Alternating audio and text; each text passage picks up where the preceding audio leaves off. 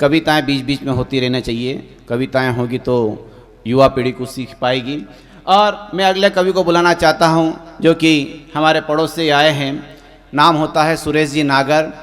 बहुत अच्छे गीत लिखते हैं आप, मैं चाहता हूं कि वे भी आएँ और एक आध दो गीत, क्योंकि मैं आज पहली बार उनको सुनूंगा, लेकिन मुझे बताया गिरीश भाई साहब ने कि बहुत अच्छे गीत पढ़ते हैं। तो मैं सुरेश नागर जी को 4 पंक्तियों के माध्यम से बुलाना चाहता हूं। साहब कि सूरज की तरह उगो, दीपक की तरह जलो, गंदे कपड़ों के साथ साथ विचारों को भी बदलो, तुम्हारा आज बीता हुआ कल दुनिया देख रही है, बुराइयों को छोड़ो और अच्छाइयों के साथ चलो। जोरदार ताली सुरेश जी नागर। मैं पतझड़ के मौसमों के बाद का श्रृंगार हूँ। अरे वाह, पतझड़ों के बाद के मौसम का। मैं पतझड़ों के मौसमों के बाद का श्रृंगार हूँ। मैं साहित्य में शब्द छंद गीत गजल की बहार हूँ। खुशियों को तेरे दिल के दर्द को उकेरता, मैं शब्द शब्द रंग भरे वो चित्रकार हूँ।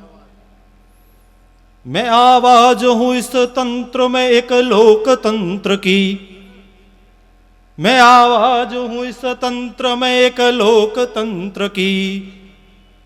मैं समानता के भाव का दृढ़ प्रयास हूँ।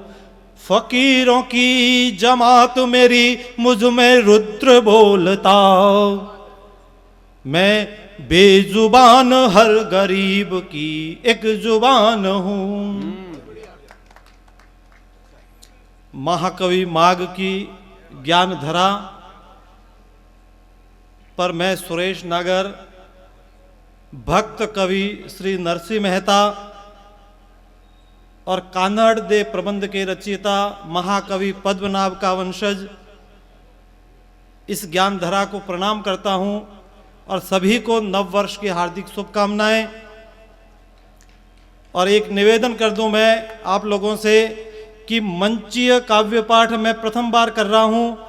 आप लोगों का यहां से आदेश होगा तो निश्चित रूप से इस क्रम को मैं आगे बढ़ाऊंगा, नहीं तो उसके बाद मैं कविता पाठ बंद कर दूंगा। बिल्कुल सर। आप आज आदेश देंगे मुझे, मैं 2 कविताएं और एक गीत दे रहा हूं आपको। आप जिस दिशा में आदेश देंगे उस दिशा में काव्य पाठ मैं करूंगा। तो एक बार जोरदार तालियों के साथ महाकवि माघ के लिए, मैं अपने लिए तालियों की।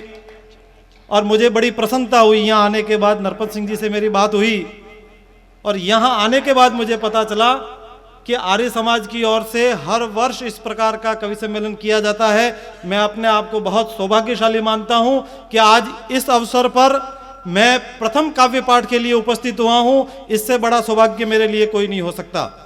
अब मैं सीधा कविताओं पे आऊंगा और ये कविता मैं मंच के आदरणीय कवियों को समर्पित करता हूं, आप लोगों को समर्पित करता हूं। मुझे आशीर्वाद दीजिए।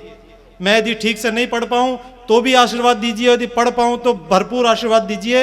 एक बेटी की कहानी संक्षेप में उसका बता दूं कि मां ने उस बेटी को जन्मते ही झाड़ियों के बीच में छोड़ दिया है और वो बेटी वहां पड़ी पड़ी अपनी मां से बात कर रही है।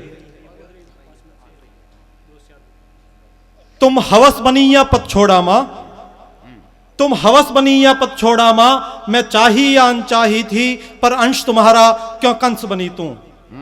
और हमने तो है सुना यही कि मां सहेली और सच बतला मां क्यों बनी पहेली, और कैसी आफत तुझ पर बोलो जो तूने यूं मुझ पर डाली। मैं निर्बल मां पड़ी अकेली, सुनसान जगह मां गहन अंधेरा चारों और कटीली झाड़ी, और पथरीली धरती है मां पत्थर बड़ा पीठ में गड़ता, ऊपर से ये कांटे चुपते।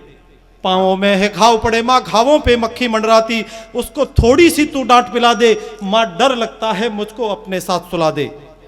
पर वाहरी ममता तू हारी, ममता हार गई उस समय।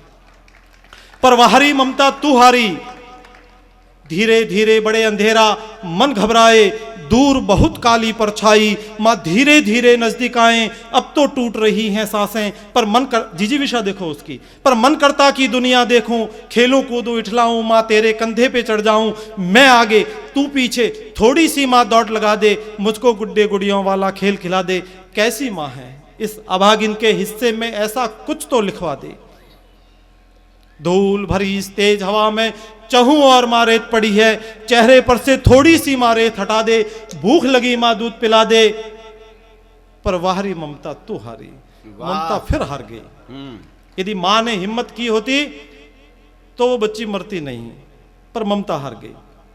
इतने में आसपास जितने भी जानवर थे उन लोगों को पता चल गया। तो जैसे ही चींटी ने अपना ग्रास लिया, ये भी पीछे आना जाना ना करें, कविता इस तरह की है। जैसे ही चींटी ने अपना ग्रास लिया, एक नहीं असंख्य कीड़ों ने उसको देख लिया। कुछ कीड़े आंखों पे पहुंचे, कुछ ने मुंह को घेर लिया, कुछ लगे काटने कोमल अंगुली, कुछ ने पांवों में छेद किया। और थोड़ी पीड़ा अंगुली से, थोड़ी मुंह से, थोड़ी आंखों से झलकी। और उस नन्ही मुन्नी गड़िया को जब काट काट कीड़ों ने खाया, वो नहीं हृदय उसका चीखा चिल्लाया, रोम रोम तड़फा उसका, तड़फ तड़फ वो माँ चिल्लाई, माँ माँ करते उसकी आंखें भर आई, पर वाहरी ममता तू हारी। ममता एक बार फिर हार गई। वाह वाह वाह वाह वाह।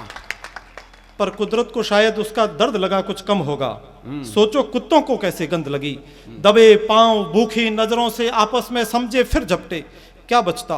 दांतों के बीच कहीं सुकोमल पांव दबा था, या तो खून से लथपथ छोटा सा पंजा। और टुकड़े टुकड़े होकर बिखर गई वो, सपने टूटे, आशाएं कण कण बिखरी।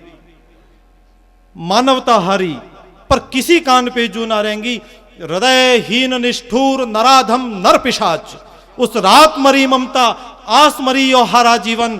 और सच बतलाना, मैं प्रश्न खड़ा कर रहा हूं आप लोगों के सामने कि उस रात मरी ममता, आस मरी और हारा जीवन। और सच बतलाना, कौन जानवर जिसने मारा या छोड़ दिया जिसने मरने को? कौन जानवर जिसने मारा या छोड़ दिया जिसने मरने को? वाह साहब। वो ये प्रश्न खड़ा करके उसकी मृत्यु हो गई है। मैं तालियां नहीं चाहूंगा इस कविता पे, आप भले ताली ने बजाएं, पर ये संकल्प लें इस कविता के माध्यम से। एक छोटी सी कविता, बिल्कुल छोटी सी सा, आदेश करें तो पढ़ो, नहीं तो एक कविता यदि आदेश है तो, और गीत का आदेश करें तो गीत पढ़ लेता हूं मैं, जैसा आदेश करें आप। या फिर दूसरे दौर में कर लेना एक कविता। हाँ अच्छा, कविता, छोटी कविता। हाँ, छोटी सी कविता, ठीक है। शासन पे कैसे दोष मढ़ूं, शासन पे कैसे दोष मढ़ूं, हम अंधे या तो गूंगे या फिर बहरे हैं। शासन पे कैसे दोष मढ़ूं, हम अंधे या तो गूंगे या फिर बहरे हैं। माना शासन ने अपना पथ छोड़ा, नोच नोच कर सब खाया, पर जन कब बोला? वो हमारे विश्वास आस को क्षण क्षण प्रतिक्षण तोड़ गया, पर सब चुप।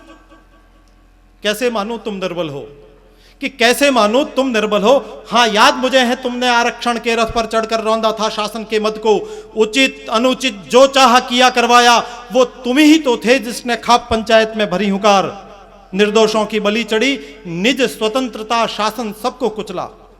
कैसे मानूं तुम निर्बल और कैसे मानूं तुम निर्दोष। हां, ये सच है, कड़वा है कि तुमने जब भी सोचा छोटा सोचा। मैं तुमसे एक प्रश्न करूं कि भारत मां के चीरहरण पर तुम कब बोले, और कब तुमने अपनी मुट्ठी को कसकर भरी हुकार, और कब खोला था खून तुम्हारा। मुझको वो पल वो क्षण बतलाना। और जनतंत्र तो जन का शासन, जन चाहे तो मंगल कर दें, अपराधी का करके मर्दन, मन चाहा परिवर्तन कर दें, पर वाहरे भेदी राष्ट्र विषय पर तू जड़ है। वाह।